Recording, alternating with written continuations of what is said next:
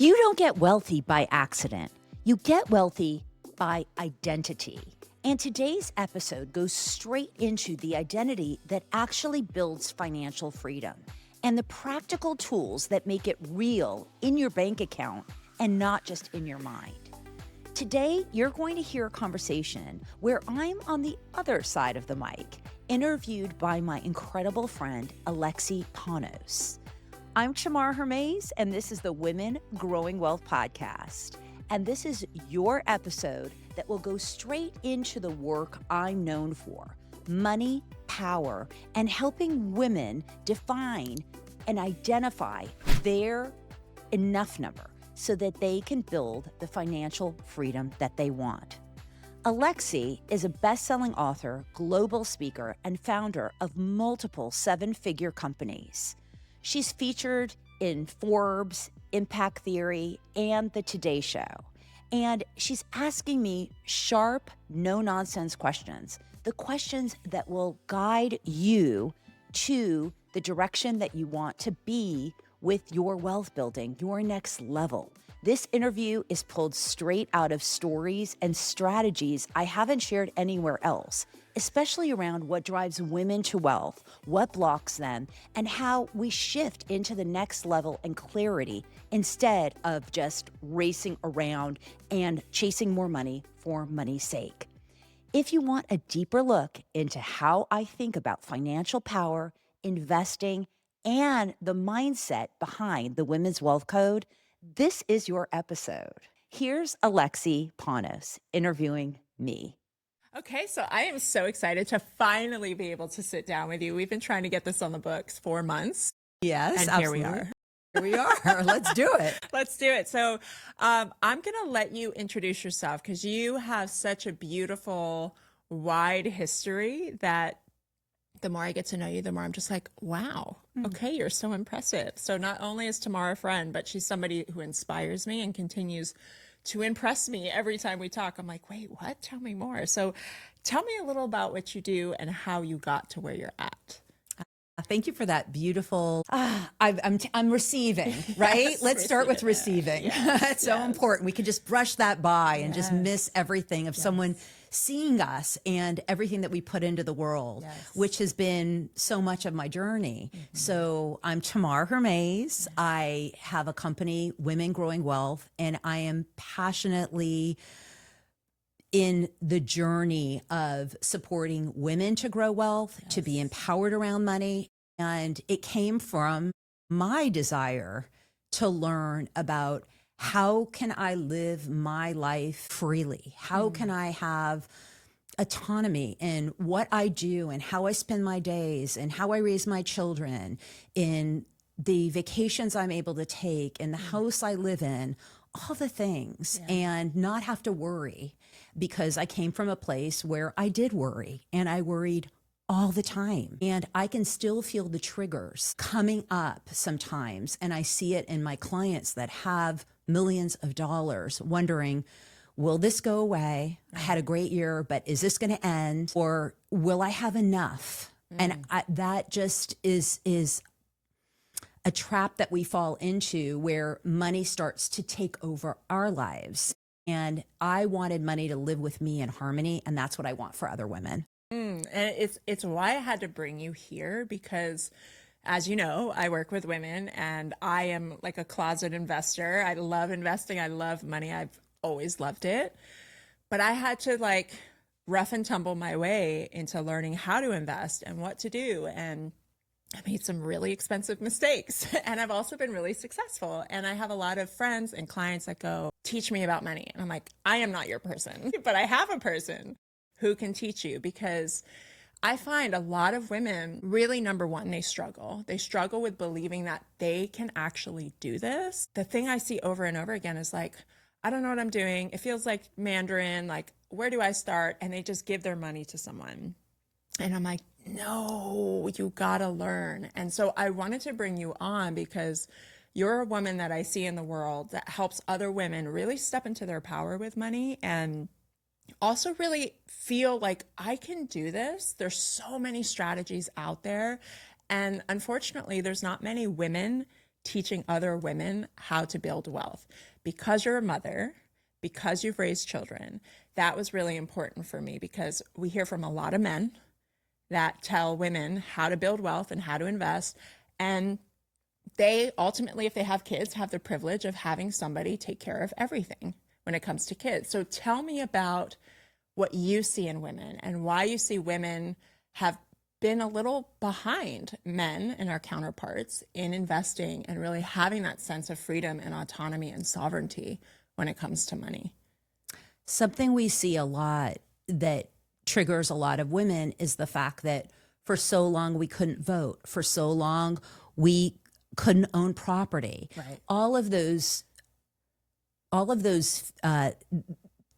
systems that were set up to work against us, to put up walls, real walls, laws that said, no, you will not have money. You will not be in charge of money. You cannot control money.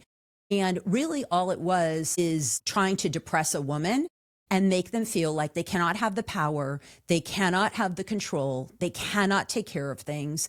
And I believe that this is where it stems from. And then we grow up and we're taught to be careful because we see too often that it is a vulnerable world for everyone, not just women, but especially women, because we are physically softer. We are not built that way. And men have used money and men have used power and their physical strength against us. And I think that it has taken its toll on a lot of women just generationally. For me, it's generationally. And I've been married for 24 years. I am not someone, I love men. I have a lot of male partners. I'm not at all.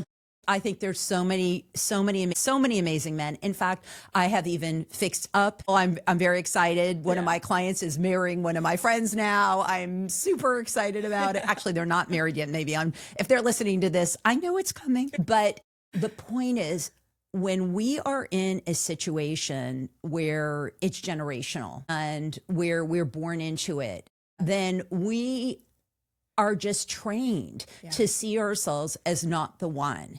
And that has been one thing that I have fought against because in my soul, in my body, I knew I can do more than this. I can live a bigger life. I can have money. I can control money. And like you said, it is a landmine when you get out there in terms of how many opportunities there are. And everybody's telling you that you can't lose money and this is great and what to do and how to do it.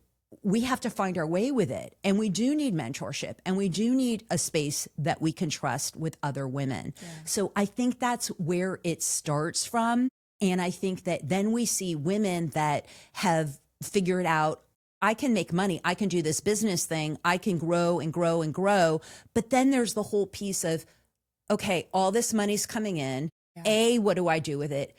B, I'm feeling a lot of feels around this because a lot of money is coming at me and I don't know how to hold it. Or I don't even know what to do with it. Like I have one friend who is also a client of mine who she makes extraordinary money. She does great for herself. She, bumped past her six-figure ceiling multiple years ago, and now is just continuing to grow. And she's like, okay, I'm hustling still. Like there's that scarcity underneath of like, when is the other shoe going to drop? When am I going to lose it all? So I got to stay. I got to keep up. I got to stay ahead of the curve. And I keep telling her, you also have to learn how to make your money work for you so that you're not always working for your money. Yes, work for it. Yes, do what you love for sure.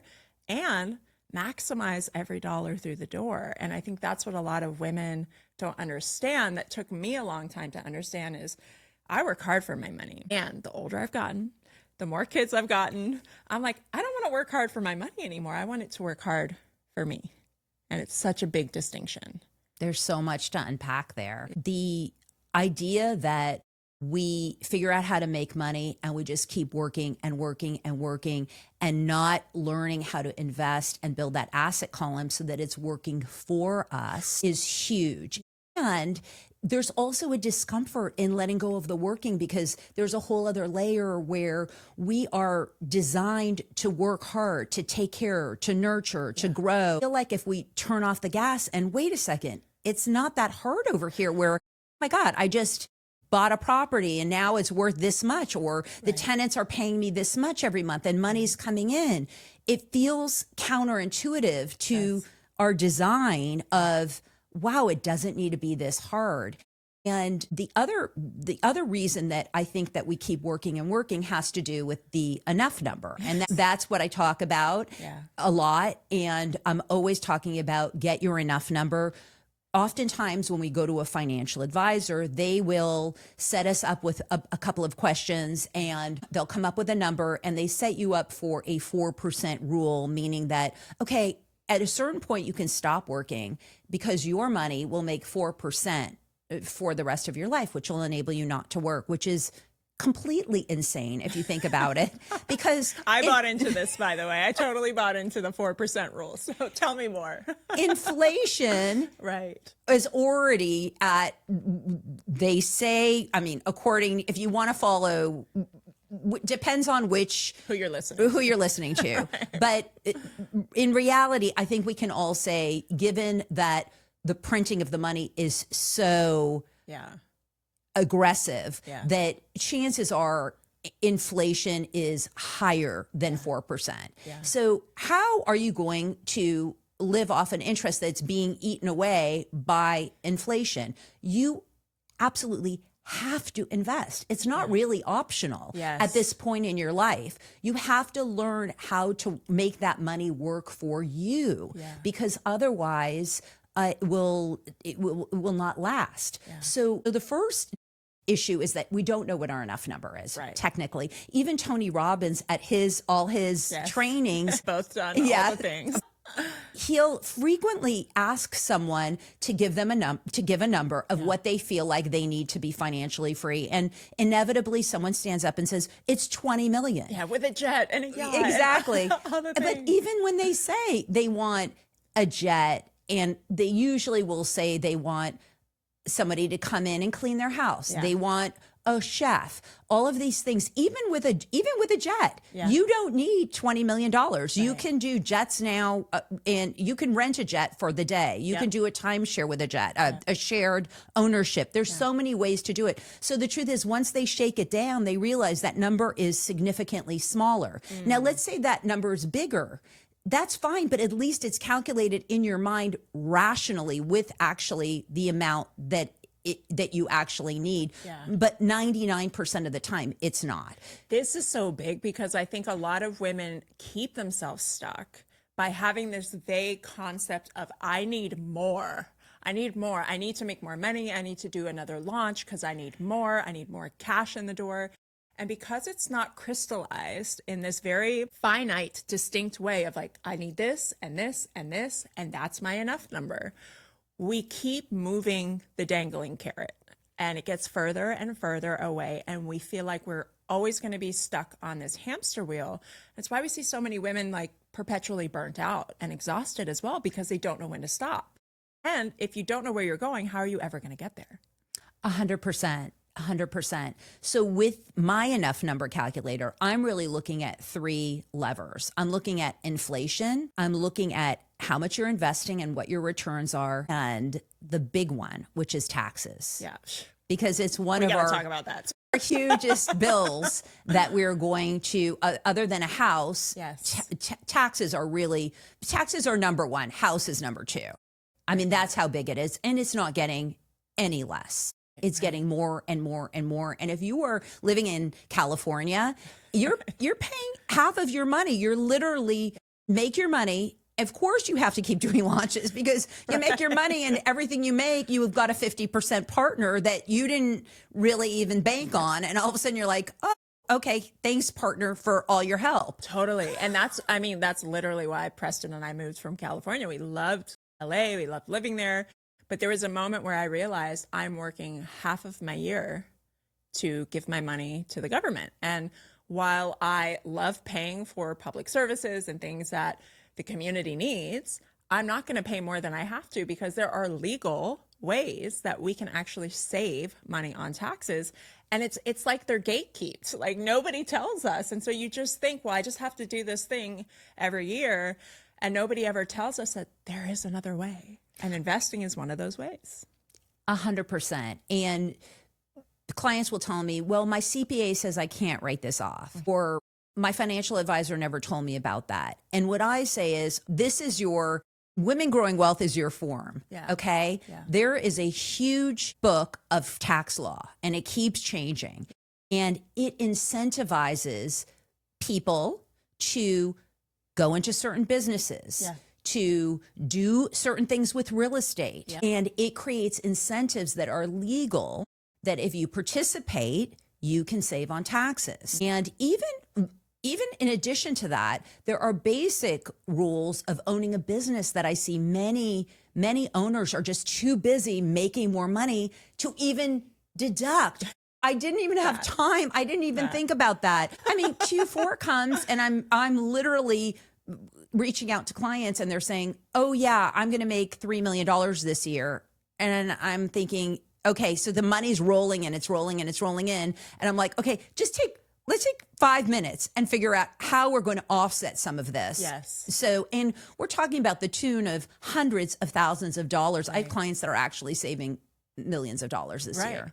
Well, and that's the thing. I think a lot of people, especially women, were so busy in the business, if we're running one, if not, or in addition to being busy in the home with the kids, we're just trying to stay afloat. And so I think that's another reason why women tend to get behind in investing and then, wake up in their 50s and 60s going, oh my gosh, like I can't keep working at this pace. What am I going to do for my future? And unfortunately, all the things the government has put in place for us to have a secure future is melting away rapidly. And so it really is, as you said, a necessity for us to start doing this, to invest 5, 10 minutes, 20 minutes, 30 minutes a week to go, this is my house that I need to take care of. It's just as important as the house I live in because it's the thing that pays for the house I live in and everything I do. And if I don't have to work as hard, why would I keep doing this? And I think what you said that I just want to circle back to, that's so key that I didn't even realize because I was born in the 80s, but it was only the 1970s when women were able to get bank accounts without their husbands. And when I heard that, it like blew my mind because my mom is a strong, independent woman who's a go-getter. So that's what I saw, but I didn't realize that it wasn't that much longer from when I was born, where a woman had to have her husband at her side to do anything with money. And it's insane that we're only, 50 years from that moment. And so, of course, it's still kind of in our system to go, can I trust myself with this? Do I have enough to really step in and handle this and hold this and steward this and receive this? And then we've got the whole hustle mentality of the boss babe culture that has really pushed women to go, go, go, go, go, and keep going. And we don't even have time to stop and take care of ourselves, let alone take care of our financial futures. And so this enough number is so huge. And like I said, I bought into the 4% thing too. So I'm like, I need to use your calculator because I didn't plan for inflation. That's something I haven't done. So I've got to use that. So where can somebody get that if they want? Because I know you offer that for free. Absolutely. It's just going to getyourenoughnumber.com. Okay, that's it. There. And you can get it. The other feature that I didn't talk about, the other lever that's super important, that also creates that safety inside of a woman when they are starting to take charge over their finances, or at least take the awareness into it, is time. So that's where a lot of us get it wrong. I'll take care of it in 5 years when I'm done with this. I'll do this next year. I'll pay the taxes this year and I'll deal with it next year. And the thing about time is that really, if you look at all the great investors of our time and you look at Warren Buffett, over time, we make money over time. You hear the stories about put a couple $1,000s into a Roth every year for your child when they're born, buy them a property. 18 years, they're going to have hundreds of thousands already saved up. And you can do that for yourself. One of the reasons that I love real estate so much, even though I am a very diversified player, is because real estate is illiquid. And some people would say, but I can't sell it. I have to hang on to it. Exactly. That's the point. Because in 10 years, if you don't sell it, it's going to with quite a lot of certainty. Yeah. We can say that in 10 years, it's going to be worth more than it is today. Yeah. I mean, unless you bought it in some, random weird place in the middle of nowhere, which I don't recommend necessarily. Well, and this is why it's important to have mentorship because, and I know you and I both are firm believers in buying our way into certain circles, because why not? Like if I can save myself time, energy, and money by borrowing this person's intellect and their experience, why would I not do that for myself? And, I made my first property I bought at 25 in New York, in the boroughs in Queens, Astoria. And I made so many mistakes on that because I tried to do it myself. And to this day, I mean, I have a portfolio of properties now, but that's like the one that I'm like trying to get rid of because it's just such a headache for me because I didn't know what I didn't know. And so if somebody, because I think nowadays we hear like real estate is such a great investment. And I think a lot of people think, okay, I have to own my primary residence. Can you speak a little on that, on the primary residence fallacy versus like actually having an investment and what good debt is? Absolutely. So Robert Kiyosaki is very famous. Robert Kiyosaki wrote Rich Dad, Poor Dad. If you haven't read that book, it is really just, it's just Bible. Yeah, you might not want to follow Robert these days because he speaks a little differently these days, but that book is really just kind of a Bible for many people that are starting to wrap their head around how to invest and how to make money and how you might want to start thinking about it. So he's famously noted for saying, don't buy your house. Your house is not an asset, but renting a property is an asset. So there's a couple things here to address.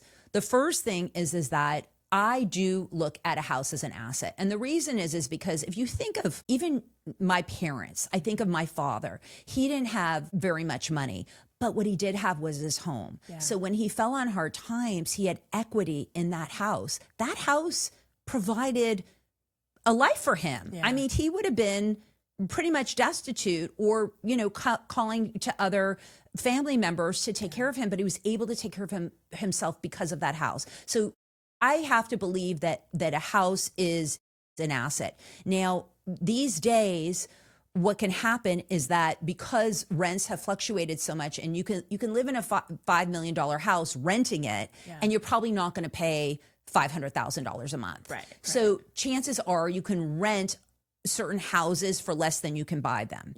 What I like to do is I like to look at each woman individually, and I like each woman to look at themselves individually. Yeah. Don't compare yourself to other people. So, I have clients that live in New York City that want to buy a place, but they have rent controlled houses.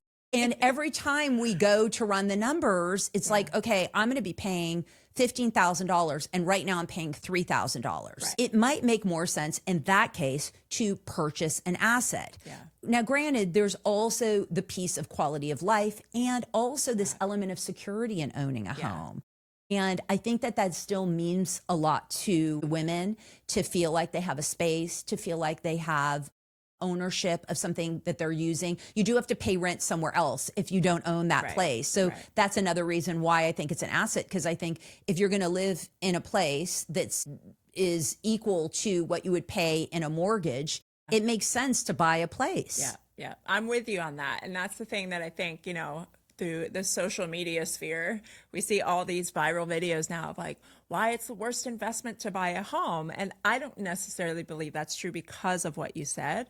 I think just from the standpoint of a woman's nervous system, for her to be able to exhale and know that this is my space, this is my roots, like this is where I can raise my children. There is something about that's very primal for a woman.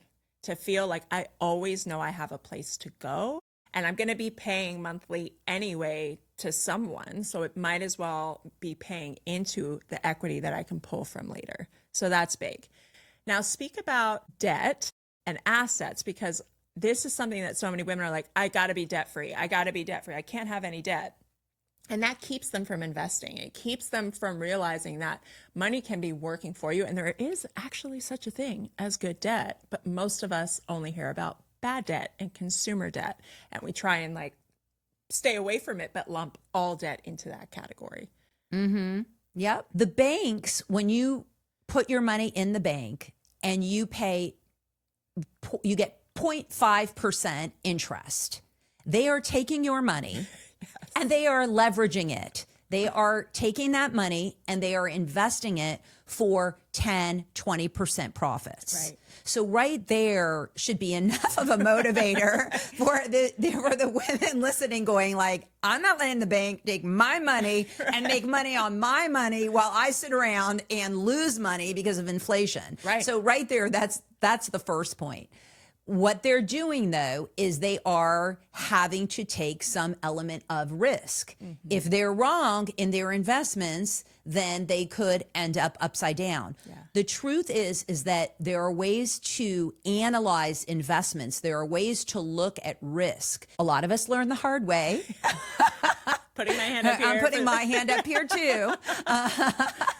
So the thing is that you want to understand that when you use OPM, other people's money, you are able to take more of that money and buy more with it and make money on it. So here's a simple example. Let's say I buy a house for $400,000.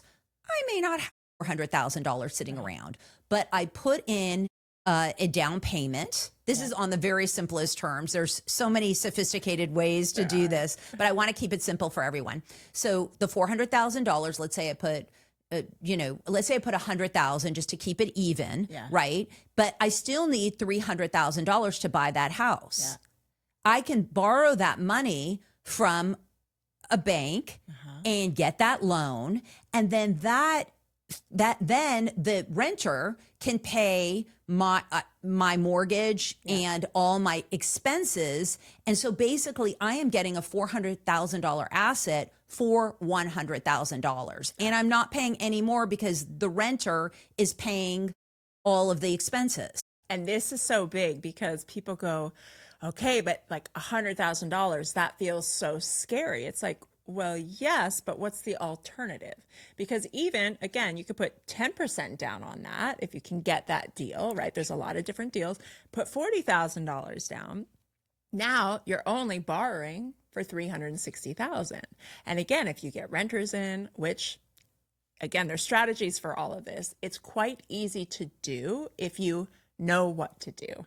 And again, this is where women, I think, take themselves out of the game and they go, too much. This sounds really confusing. It feels like a lot of pressure. I don't want to hold this. But the cost of staying out of the game, as you said earlier, we're losing time. We're losing that compounding of what's possible at whatever time we get into the market. They say the best time to get into the market is yesterday. And if you don't do it yesterday, do it today, right? Because every time we wait, we're missing opportunities to compound and make money. Absolutely. And the other thing to understand is that there are so many ways to invest and to make money. The only thing that doesn't work is letting money just sit because money wants to move. It wants to be utilized. Yeah. And so if, for example, the real estate purchase of a property doesn't sound like something you want to take on, there are thousands of other options that you can explore.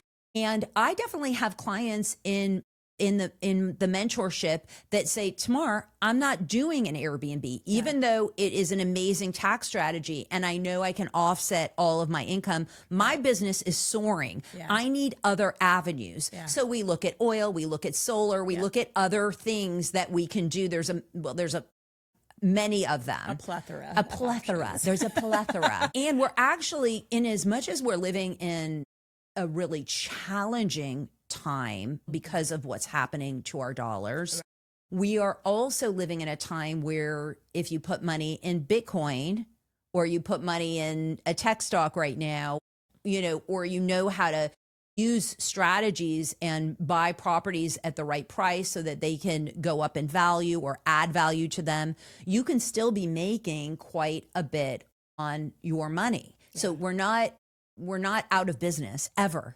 We're always in business as long as we start to cultivate that relationship with money and start to treat it like it's not something over here or something we're chasing, but something that's a part of our being. It's one of the things that I really like to think about with money is that it's something that I was always taught that it was, oh, you can't get money. Money's money. You know, it's hard. Oh, it doesn't grow on trees. Oh, it's over here. Yeah, it's somewhere. over there somewhere. And In it's the like field. this, yeah. But yet it basically, if you don't have it, you know, you're not going to eat. Right. Thing like, oh, You're like, I should pay attention to this. exactly. Wait a second. What do you mean? Right. I mean, and that's part of the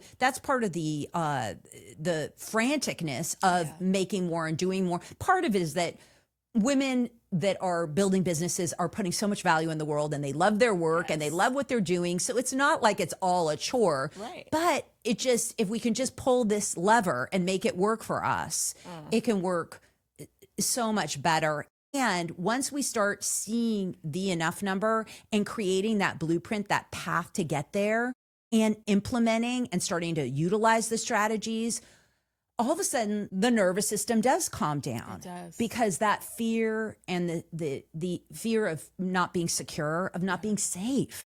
It's so big. And I want to really go deeper into what you're saying, because you said a couple things that I think is really important to expand on. Money always wants to move. That's such a big distinction that I think so many of us don't really understand. So I want to dive into that. And also, how do we make money a part of us? If someone's listening and going, okay, yes, that's clicking for me, but like, where do I start? What do I do? Because money's still over there for me. I still want to grab it and like get it and pull it in and keep it and hoard it. How does one begin shifting their relationship? Okay, so let's talk about first how we make money, how we integrate it with us. So a lot of the women listening to you and follow you, they are really getting connected with their inner being, what's going on for them, how their nervous system is operating. I say, what about inviting money in? Like, what if while you were doing a meditation or moving your body, what if you visualized money being there? What if money could be part of it? What if money was just this energy that could be a part of everything that we do? When I meditate, I will wash myself over with this feeling of money being a part of my being, of everything that I am, because it is this tool and it is this energy that we all use. It is part of our world. We need it. Yes. We need it. And that's scary on one hand. And it's also something that we can invite in. I mean, it's the same thing with relationship, right? Like women want a man, but yet it's like, ooh, this is so scary. This is so scary. It's the same thing with money. Yeah, interesting. Like, how do we invite it in? How do we utilize it? So I would say start by integrating it and reminding yourself when you feel that trigger, when you feel like, oh my God, like there's not enough, or I don't know what I'm doing, or it feels too overwhelming. Just remember, like, money is there to support you. It is there to move with you. And that is something that you can really take with you in every part of your life. And once you do, you will start to see how money, you will see how you can start loosening that tightness of money. Yeah. Like, oh, I don't want to let it go. I don't want to let it go. And when we can start to see it move and expand, even, when you're hiring employees, it feels great, and you're giving to them and you're buying something, and then the store gets money, and it's all that feeling. And it's the same thing with the investing. All you're doing is you're serving yourself, right? You're having, like, you have this house, you have a portfolio of stocks, you have assets where you can see that working for you, being your partner. It's so good. As you're saying this, I'm like having this crazy visual of, it's almost like language. Like, we're all born innately with the creative force, which is essentially money, right? We're all born with this innate ability to, let's say, use language, right? We all have it. We're born with it, but we have to learn it. We have to learn it. We have to learn. I can learn English, and that creates all this possibility in the world. Now that I can speak English, I can make podcasts. I can teach people. I can write books. I can do all these things because I've learned the language of it.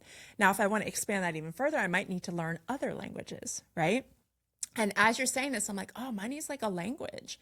It's a creative tool that we have access to because it's just energy and we're energy. So why are we any different from that?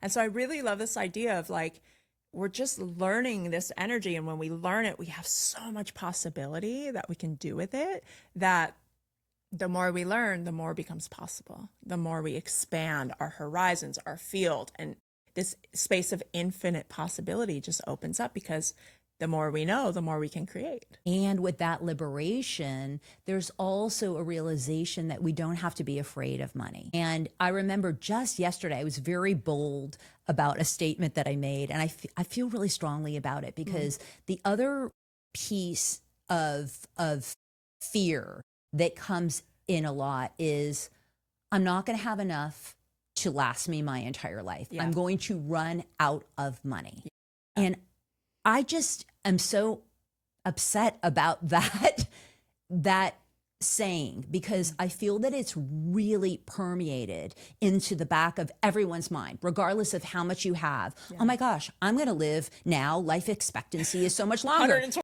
I'll be 120 years old. How am I going to live? You know, I just say, listen, if you have lived this long and you have been able to manage, so what? So let's say you start to run low on money. Move to Costa Rica. Right. I mean, Go to Bali. Like, yeah, go to Bali. I mean, what's the problem? Like, but Right. the amount of energy that we spend worrying about it. The other piece about the enough number and growing that asset pile is that once you grow the asset pile large enough, that asset pile starts to work for you, as you said, working the other way around. And I can work or not work, but that asset pile is working for me regardless.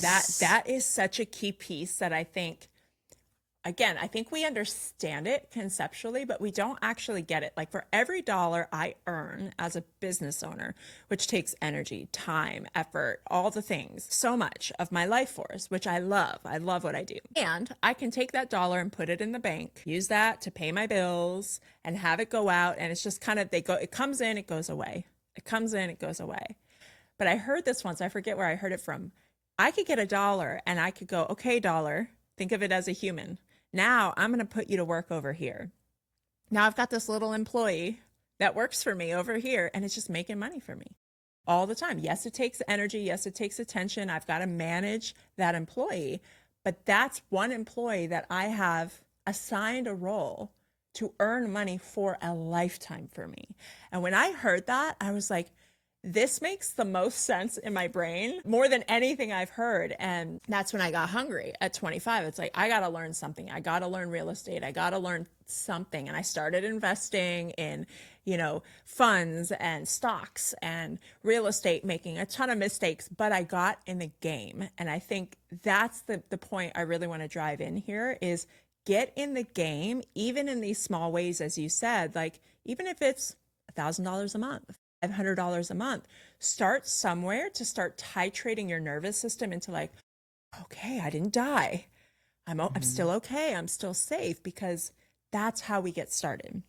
We've got to feel the discomfort a little bit at first, but we got to start somewhere. And I know there's women listening to this right now that are like, okay, I know I need to do this, but where do I start? Like, what's the first step for me as a woman? Is it the enough number? Is it getting clear on that to then work backwards from that? It's absolutely starting with the enough number and seeing where the gap is based on what you're living on now and what you need and want, and what that enough number looks like, so that you can actually see and get a clear marker. I can't tell you how many women have gone through this enough number calculator. And also I do the workshops. Yes. So I'll workshop this whole enough number with women, and I do them virtually, and I also do them privately at my home. You get to come for dinner. If anyone's in Austin, you get to come for dinner at my home and have this workshop dinner.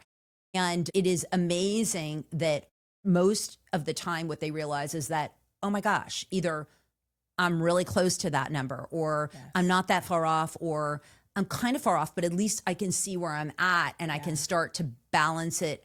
I can start to work with that. So I think it's that. And I think it's also asking yourself those hard questions. How will I feel in 20 years if I continue to go on this path without taking any action in this department where I know it's kind of this underlying overwhelm, stressful feeling in my body, in my life, and questioning and wondering if it's all going to turn out okay, where if I can just trust myself and learn a new language and create a new relationship with money, how will that movie turn out for me?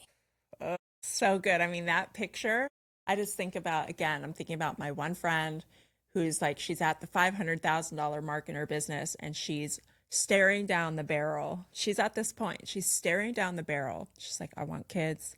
I want to be married. I can't keep up this pace forever. What do I do? And it is a driver for her. And so I love having like, get your enough number. But what would you say to a woman? Okay, she's got her enough number. She's got a clear path. She's really like ascertained, okay, here's what I'm going to need to start doing. Is it that she locks arms with the right people? I mean, that's what I personally think it is, because that's the piece I wish I did earlier in my journey, that if I could go back, I'm like, oh, I would have done mentorship earlier in this, because I had it through courses with men who were building from a very different place than a woman needs to build. And I would love for you to talk about why mentorship with a woman is important, because I think a lot of women, we kind of hand our power over to men who are very smart and very able to talk about a lot of these things, but they don't understand the complexities of what it's like to be in a woman's body, to want to have children, to raise those children, to want to be present in our lives, and to want to have a slower way of doing things in the world. Absolutely. I do not think that the way that men relate to money overall is the way that women do. Yeah. And having the space where women can just speak openly. Sometimes I've been in groups where I'll be the one asking all the questions, but most women won't ask those questions because they don't want to seem like, oh, I should really understand this. I don't want to look like that woman. You're so great at that, by the way. I'm in masterminds with her and I'm like, oh, she has the best questions. It's so good. I just think that being the other huge thing that really upset me from being in a lot of these masterminds and having different experiences. And like I said, I love men. I have a lot of business partners that are men. Yeah. However, I think in these groups, there are different conversations and the sensitivities to how we feel and what we would invest in doesn't seem like it's heard in the same way as when we're in a group with just women. I know, for example, I learned a very hard lesson by being in a group that I paid top dollar for, and I mean top dollar. A lot of money. A lot of money. And then I proceeded to lose a lot of money because I was investing in deals that I thought were the greatest deals, and all the bros were doing it. And it seemed like, and it was an area that I wasn't as familiar with in private equity. And I learned that had I had certain conversations where someone said, Tamar, okay, this deal, just so you understand, is speculative. This is the reason that it's speculative. And based on your portfolio and your financial goals and your dreams, you may not need to swing for the fences here. Right. But I was so immersed in the idea that we were all going to 10x our portfolios that I saw money, and good money, go to zero. I believe that for me in Women Growing Wealth, I'm really addressing the sensitivities, woman to woman. What does it mean to want to have children, to be raising children, or to want to have children? These are many of the women in my circle. And how would you invest if you knew that this was your priority? So the next step after the enough number and carving out a path is also looking at who you are as a person and what your sensitivities are. As I mentioned, I have clients that are making millions of dollars a year. They don't want to buy properties right now. And instead of saying, oh no, that's the way, you should buy properties. It's a great incentive. It's the way to go. It's the only way. I wrote a book on it. I don't do that. I say, okay, I hear what you're saying, but we're going to have a tax issue. Yeah. So that the first thing I look at is I look at where each woman is at so that we can address where's the money, where's the leaking hole in the bucket? And a lot of times it's the first leaky hole is the taxes. Yeah.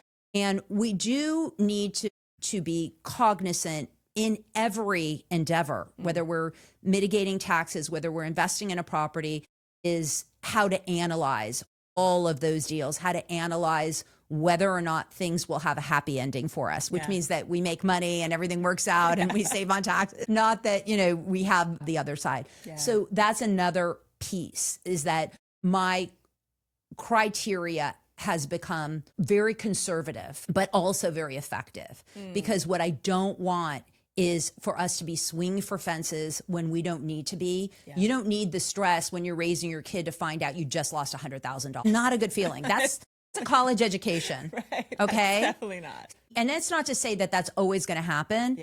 But we also need to look at, there's so many variables. We need to look at time again. These private equity deals, they take a long time to finish out. I had a friend say to me the other day, you know what? I'm not going to invest any more in these kind of deals. I'm going to invest in myself, and I'm going to put money in stocks, because the stocks have already been doing well. I know they're on the exchange. I know they're companies that are already making money. They've made it this far. Yeah. So I may not make a 20x, but I might make a 10x. I might make a 5x. And that's great for me. I love that. That's really big too, because I think, again, a lot of women think, okay, well, it's real estate. Like that was me at 25. It's real estate. I got to go all in on real estate. Every single dollar I'm making, I'm putting towards real estate. And while that worked as a long-term strategy, again, I made a lot of mistakes and some of them were very costly. I now sit on a portfolio of some beautiful short and long-term rentals that are amazing. And I know I could sell at any time if I need the money. I can pull equity from them if I need the money, but they're essentially paying for themselves, and I'm cash flowing a little bit here and there, which is beautiful. Now, there's also, as you said, solar, oil and gas. There's all these other strategies, even film and entertainment, that it's like, when I started finding out about these strategies, like, why are we not talking about this? And again, I think for women, we're oftentimes not in the rooms where men are having these conversations, and the people who know are having these conversations. And this is why mentorship is so important, because, for instance, I remember one of the first conversations or second conversations we had, you told me about, and I'm going to forget what it is, but I told my mom about if your parent owns a property and they're going to put it in your name, and you told me, like, have her not do this and not do this. And it's like, that conversation saved tens of thousands of dollars in taxes. One conversation. And that's what I found with mentorship for me, is like, all it takes is one conversation to completely transform your life, or at least save or make a lot of money. And that to me is why it's always worth it, because there's always these little nuggets that you don't realize are living within the networks of people that we have. And you are one of, like, the most extraordinary networkers I know. Like, anytime somebody's like, oh, a networker, I'm like, Tamar. You know Tamar, don't you? Of course you know Tamar. Like, you know everybody. And I think it speaks so much to your value of investing in yourself. You believed in yourself so much that you continue to put yourself in these rooms and you continue to meet these people. And you are probably one of the most well-networked people I know. And that's one of the reasons why I'm so inspired by you, because I'm like, wow, like, you're just like, I'm a yes to myself. And I think that's hard for a lot of women to do, is to be a full yes to themselves. So can you speak on that a little bit? Because I know I see that in my work, where it's like, can I invest right now? And women put themselves on the back burner as, like, the last priority. And it's so sad. I'm like, you are so worth everything, but you just don't see it yet. So interesting. Yeah. So I'm just taking in, I'm receiving this amazing praise from Alexi Panos. Amazing. And I love it. And in terms of my ability to go out and meet people, that is really my soul. That is just where I love people. I just love people so much. I'm genuinely interested. I want to know people. I want to learn from others. I'm a life learner. And there is a whole other side, right? There are pieces that there are so many layers to us where we are picking up different senses about who we are and about our confidence. And what I can say to listeners is that we are all on the journey. You are going to be shining more brightly than where I am in terms of something that you've pursued. And it's just the way that it is. And we're all on this journey of getting to the next place. Yeah. But this sense of worthiness for women comes in so powerfully. It's interesting that you were saying this to me. I was at dinner the other night, and my friend, he looked at me straight in the face and he said, "You have a confidence issue." We were talking about something that I was trying to make work that I couldn't make work. And I was saying, why isn't this working? And I usually don't talk that way. I usually won't say, why isn't it working? Yeah. But I was really just in the curiosity of it all. And he said, you have a confidence issue. And I would say to anyone that is not taking charge of their money and not moving forward in investing or taking those small leaps and getting further and further, is that there's a sense of worthiness there 100%. That is suffering. Yeah. Just like when my friends could see me and say, you have a confidence issue, there's a piece of me that still is inside. Totally. There's that little girl that still doesn't feel worthy of certain things. Totally. And it's at play here for all of us at different levels. So I would say, really the way past that is to really just be curious about it and just keep walking through. I love the fact that you were saying, I keep showing up. That is one of the ways that we win. When I look back sometimes at things that I've done, sometimes can almost get I get this pang in my stomach thinking, oh my gosh, you endured all of this. You went through all of this. Yeah. Wow. Wow. And it is really humbling. We have layers to us, and we are, all of us, peeling back those layers on our journey and still have wounds. 100%. All of us. And I love what you shared about your own reflection that you received around that, because there is a distinction around that, because I think you do have confidence in you will figure out a way, but you may not have confidence in the way yet. And I think that's the differentiator, is because I think about that in myself. I oftentimes don't know what to do, where I'm like, okay, I don't know what to do, but I know that if I put my energy, my attention, my effort into this, if I get curious, if I ask questions, if I ask the right people, I can find a way. I'm confident that I can find the answer or find a way. And that's what I want more women to have, is that belief in yourself that you may not know how. A lot of us don't know how to do a lot of things, but can you at least trust that you can figure it out if you stay curious? Because we're all going to have that little girl inside of us that's like, can I do this? This is so scary. I remember signing all the paperwork for my first deal in Astoria, and I was like, oh my gosh, this feels like the biggest, scariest thing. And I look back now, and to this day, that's the smallest deal I've ever done, but it was like the scariest one. Now I do $1 million deals, and I'm like, I can sign paperwork on that, no problem. But $250,000 was like, I've never even seen that much money in my lifetime. And so wherever you're at, know that it's going to feel scary when you start. And whatever next level that you're stepping into, it's going to feel scary when you get to the baseline of that next level, because you're brand new. And no matter how much wealth we have, and I love that you share that story, because we're all chasing a new normal. We're all scared of the next level that we're looking at, going, how the F do I get up there? And when I get up there, am I going to feel okay? It's further down to fall now. And as you said, the fears come up. And so for the woman that's sitting in the fear currently, what would you offer her?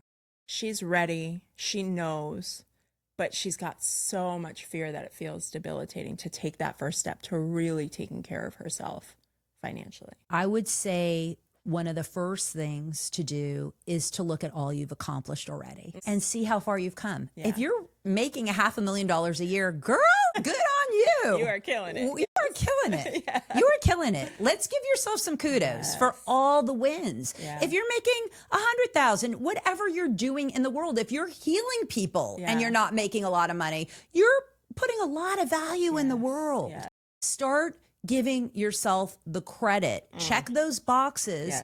And see what you've done, because that is really the part of you that is going to enable you to say, okay, I'll put my girl pants on again, and I'm going, my big girl pants on, my girl pants, and I'm going to take a step. And what does that look like? That's looking at, the first thing is, where is money sitting? Now, you don't have, if you're in my mentorship, you're going to get a phone call from me because trust me, I got my girls. I tell my women, we don't have money sitting that we don't need for payroll and for all other things. Money that's just excess money that's just sitting, that's a no-go.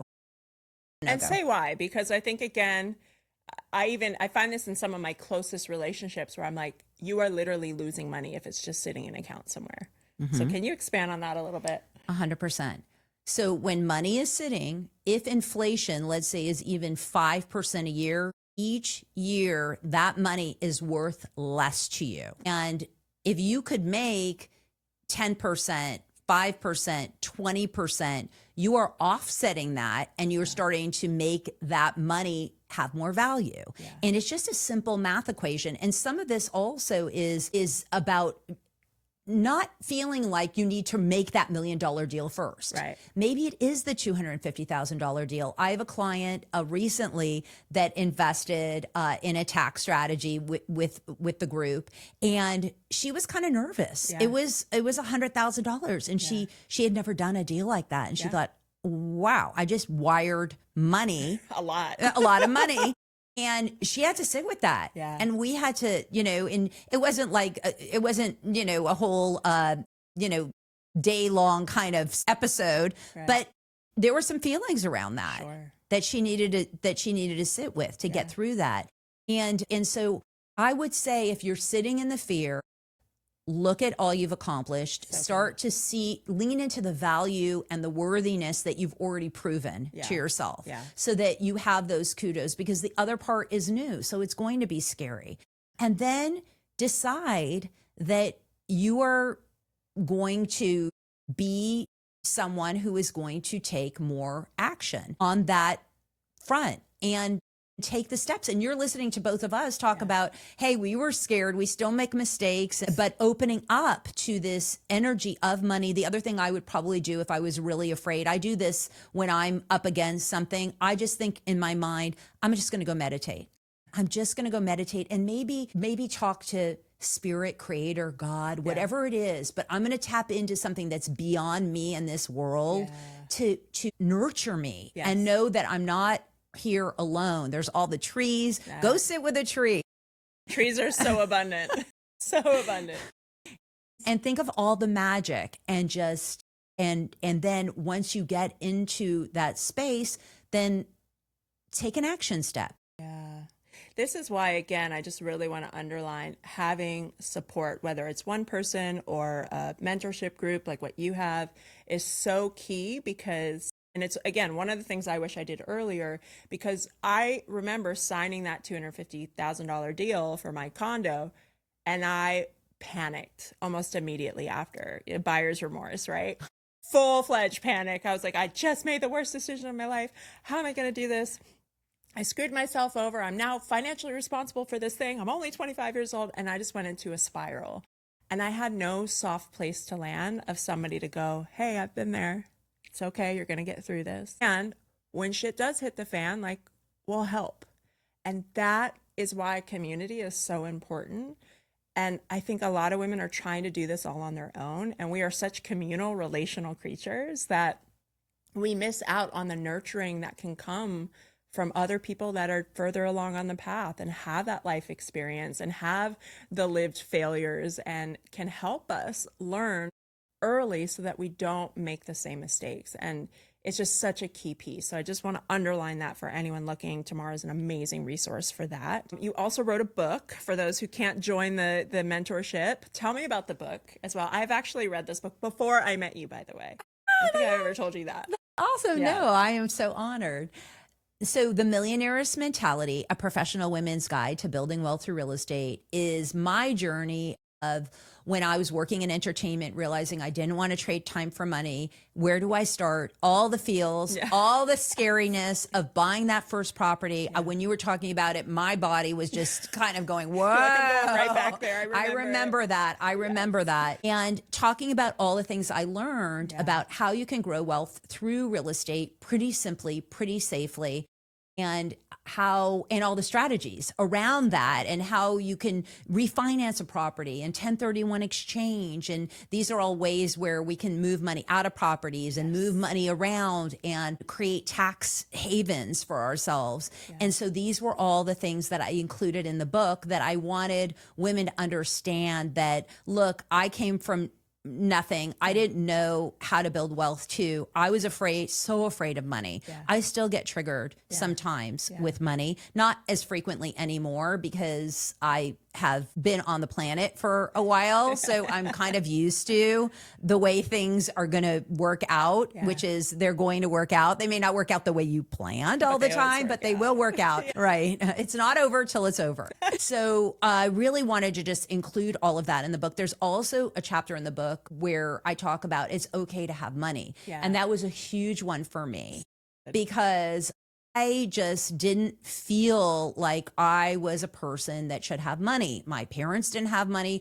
My grandparents didn't really have money. So I was thinking money is for those people. And I was born into a world that doesn't have resource. And that's what my life is supposed to be about. I didn't realize that you could cross the lines.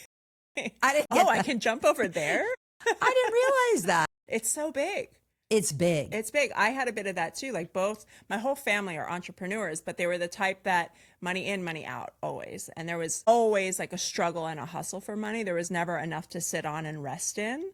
Rest was not a word that ever happened in my family. So I had that same thing of like, well, who am I to have money that works hard for me and I don't have to work hard for it?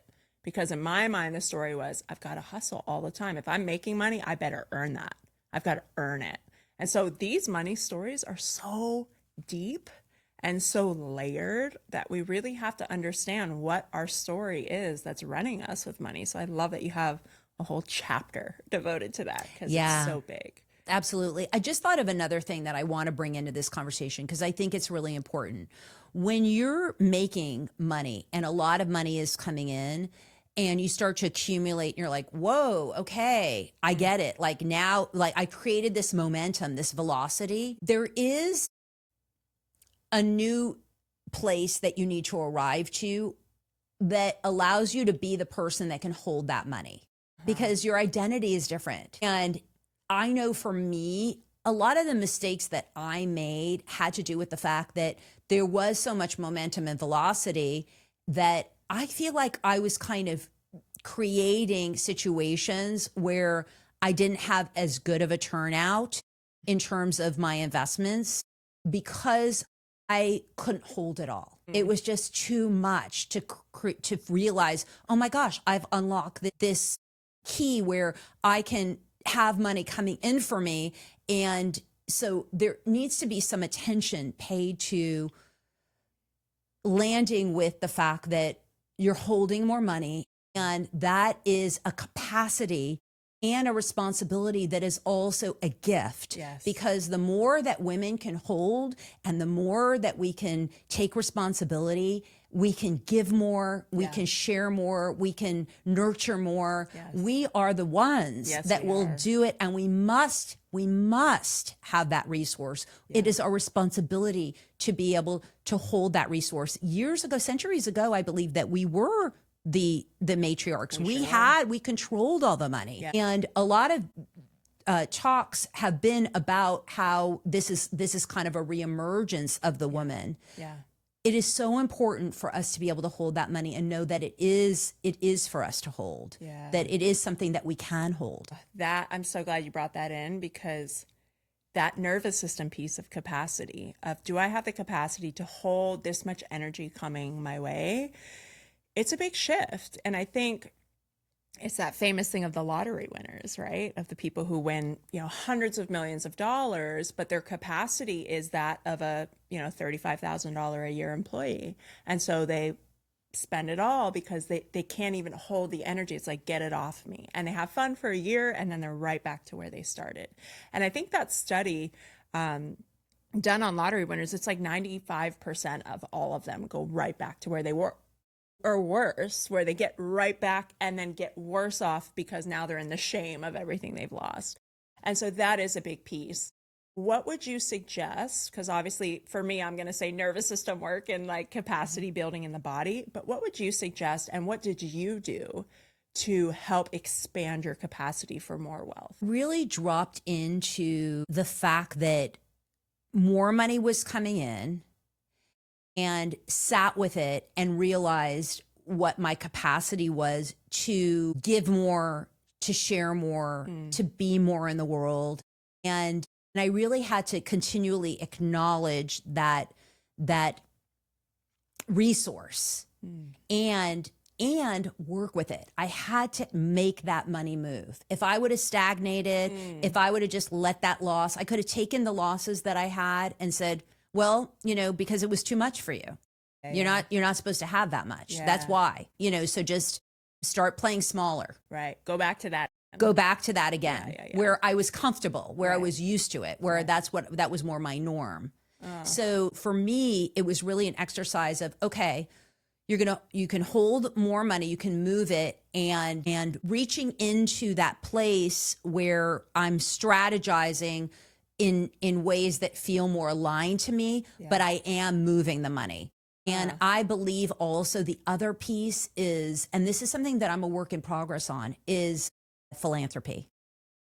Because we have a big issue as a society with philanthropy, because we always feel like we won't have enough. So we feel that we'll give when. And one of the things I'm in exercise of mastering is being able to reach a level where I give away more and more and more, because I do think that as we are able to circulate that money and give away more and more, it also opens up how we're holding it. 100%. Because I was kind of holding the money more for me. Like, I want to have more for me. I need to have security. Enough. I need to be able to hold it. I need to be able to have more so we don't run out.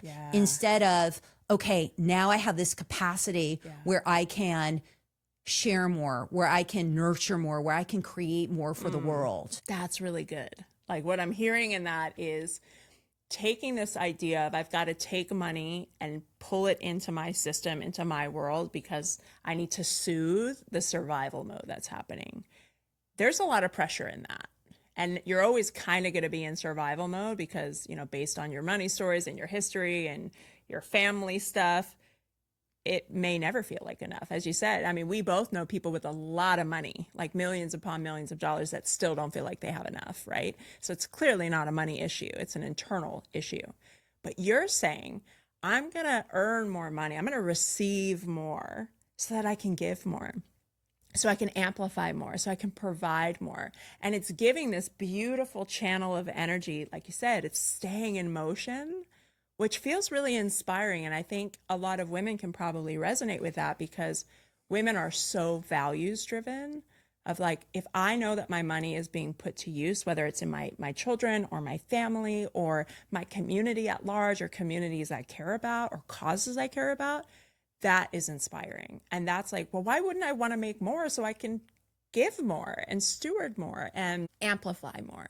And I really love this idea. I've been swimming in this idea of like, women, we are amplifiers. You give us sperm and we make a baby. We make a human out of it. You give us food, we make a meal. You buy a house, we make it a home. We are amplifiers. And it's no different with money. You give us money, we are not going to just hoard that and keep it and hold it. We are going to create art and magic and beauty and love with that money. And that's why you said it's a duty for women to step into their financial power and their wealth power, because we are really the stewards of more nurturing for the planet, for the world, which God knows we need more of these days. So the work you're doing is so incredibly important. I want to end, because I could just talk to you forever, and we often do when we meet up. But I want to end with, if you had, let's say, an elevator ride with a woman and you've got 10 floors to go, and she asked you and found out, oh my gosh, you're the money person, what would you tell her that could make the biggest difference in her life? Wow, that's good. I can't take credit for it. Somebody just asked me that question on a podcast, and I'm like, I love this question. That's so good. What I would tell her is to dream as big as she can and to know that money is on her side and is there to support her and to move with her through that dance of life, and that it is her nature to invite that in if she will open up her being to it, so that she can live all that she's meant to live and have the freedom that she wants to live with. Love that. Love that. Oh, this has been so juicy. There's so many nuggets. We might need to do a part 2 because I'm like, there's just so many ways that we can go. For anybody that wants to dive deeper into your world, obviously your book, check that out. I read it. It's amazing. Where else can they go? They can go to getyourenoughnumber.com and get the calculator, and then you'll be in my circle. And if you're interested in the work, womengrowingwealth.com has the mentorship. You can reach me, Tamar at Women Growing Wealth, very easy, and reach out and let's. Yeah, it's so good. Thank you so much for coming. I know this is going to be filled with so much value for everybody listening. So I just so appreciate your time and your lived experience and how generous you are with what you know and what you're still learning as well. So thank you for that. Thank you. So good. Yay. The conversation I had with Alexi Panos shows exactly why I do this work. Because when women understand their power and their enough number and how to build wealth with the strategies behind it, everything in their financial life changes. Money becomes cleaner, decisions become easier, and freedom stops being a someday thing. Now, if you're ready to go farther and actually build your strategy and learn about your enough number, you can download the workbook and the enough number calculator that I created at getyourenoughnumber.com right now. And if you love this episode, please like and subscribe to the podcast. And if you're listening, please leave a review.